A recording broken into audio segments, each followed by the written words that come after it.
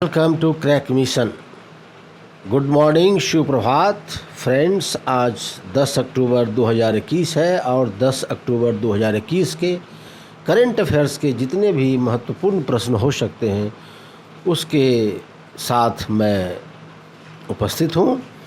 Friends, आज की इस करंट अफेयर्स की शुरुआत मैं अयोध्या सिंह उपाध्याय हरिऔंध की एक प्रमुख पंक्ति से करना चाहूँगा कि रह भरोसे भाग्य के दुख भोग पछताते नहीं, काम कितना ही कठिन हो किंतु उकताते नहीं। आप कर्मवीर बनिए, भाग्य के भरोसे मत रहिए, सफलता आपको जरूर मिलेगी। आइए आज का पहला सवाल। विश्व डाक दिवस मनाया जाता है। ये हर साल 9 अक्टूबर को विश्व डाक दिवस मनाया जाता है और इस साल जो ये डाक दिवस मनाया गया है इसका थीम है innovate to recover. Innovate to recover theme है। अब क्या हो रहा है एग्ज़ाम में कि विश्व डाक दिवस कहीं पूछ दिया जाएगा, नहीं तो ये पूछ दिया जाता है कि इस साल जो विश्व डाक दिवस मनाया गया उसका थीम क्या है। तो इसका थीम था इनोवेट टू रिकवर। और विश्व का पहला डाक दस्तावेज 255 ईसा पूर्व मिस्र में पाया गया था। ये जो डाक दस्तावेज 255 ईसा पूर्व मिस्र में पाया गया था, विश्व का पहला डाक दस्तावेज। आइए नेक्स्ट सवाल। हाल ही में भारत और ब्रिटेन के बीच संयुक्त सैन्य प्रशिक्षण अभियान अजय वॉरियर का 6ठा संस्करण का आयोजन कहाँ किया जा रहा है।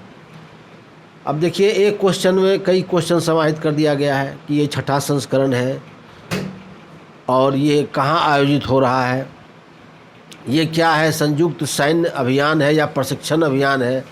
तो ये प्रशिक्षण अभियान है। तो ये आयोजित किया जा रहा है उत्तराखंड में। उत्तराखंड में चौवटिया एक जगह है, वहीं ये आयोजन किया जा रहा है, ये संयुक्त सैन्य प्रशिक्षण अभियान। और ये 2 सप्ताह यानी 20 अक्टूबर तक ये चलेगा। 20 अक्टूबर तक ये सैन्य प्रशिक्षण अभियान चलेगा। आइए नेक्स्ट। हाल ही में भारतीय रिजर्व बैंक द्वारा जारी मौद्रिक नीति 2021 में रेपो दर और रिवर्स रेपो दर क्या रखा गया है। तो रेपो दर जो है वो रखा गया है 4% और रिवर्स रेपो दर रखा गया है 3.35% और जीडीपी जो है इसको 9.5% रखा गया है और MSF ये रखा गया है 4.25%।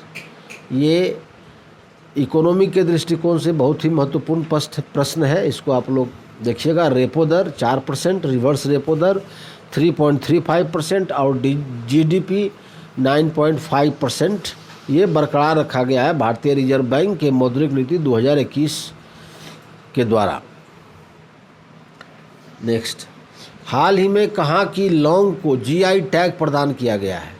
तो ये किया गया है कन्याकुमारी की एक लौंग है, कन्याकुमारी तमिलनाडु में, वहाँ की एक लौंग है, इसको GI टैग प्रदान किया गया है। और इस विशेष प्रजाति के लौंग में तेलों का प्रतिशत ज़्यादा होता है, मतलब 19 से 21% तक इसमें तेल की मात्रा होती है इस लौंग में। आइए नेक्स्ट। हाल ही में संपन्न हुए राइडर कप गोल्फ टूर्नामेंट 2021 का विजेता कौन है। ये राइडर कप गोल्फ टूर्नामेंट ये भी पूछ दिया जाता है कि राइडर कप किससे संबंधित है। तो राइडर कप गोल्फ से संबंधित है और ये राइडर कप गोल्फ टूर्नामेंट 2021 कौन जीता। तो ये अमेरिका जीता। इसका आंसर है अमेरिका।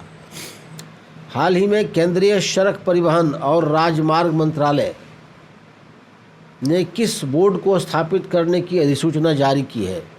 तो ये जारी किया है राष्ट्रीय सड़क सुरक्षा बोर्ड। ये राष्ट्रीय सड़क सुरक्षा बोर्ड की अधिसूचना जारी किया है केंद्रीय सड़क परिवहन तथा राजमार्ग मंत्रालय ने। हाल ही में किस देश की प्रधानमंत्री भारत यात्रा पर हैं। तो ये डेनमार्क की प्रधानमंत्री भारत यात्रा पर हैं और ये 9 अक्टूबर से 11 अक्टूबर तक रहेंगी भारत में। और डेनमार्क की जो प्रधानमंत्री हैं वो है Mette Frederiksen, Mette Frederiksen. Next, भारतीय वायुसेना ने अपनी स्थापना की 89वीं वर्षगांठ मनाई है। ये 89वीं वर्षगांठ मनाई है भारतीय वायुसेना ने, तो ये मनाया है 8 अक्टूबर को। 8 अक्टूबर, अब देखिए 8 अक्टूबर 1932 को ये भारतीय वायुसेना की स्थापना हुआ था, 8 अक्टूबर 1932 को। नेक्स्ट, हाल ही में भारतीय वन्यजीव सप्ताह मनाया गया। वन्यजीव सप्ताह मनाया गया, ये मनाया गया 2 से 8 अक्टूबर तक भारतीय वन्यजीव सप्ताह। और ये पहली बार कब मनाया गया था भारतीय वन्यजीव सप्ताह? ये मनाया गया था 1957 में। 1957 में ये मनाया गया था भारतीय वन्यजीव सप्ताह पहली बार। नेक्स्ट, हाल ही में अमेरिका के किस शहर में गांधी की प्रतिमा स्थापित किया जाएगा? एक गांधी जी की कांस्य प्रतिमा स्थापित की जाएगी।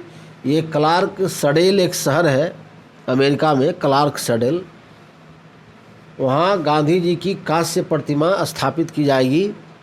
और क्यों स्थापित की जाएगी? क्योंकि एक भारतवंशी, भारत के ही एक उद्योगपति हैं जिसने वहाँ अपना कंपनी लगाया, और कंपनी के कारण जो उस शहर की स्थिति थी क्लार्क सडेल की, वह बहुत अच्छी हो गई।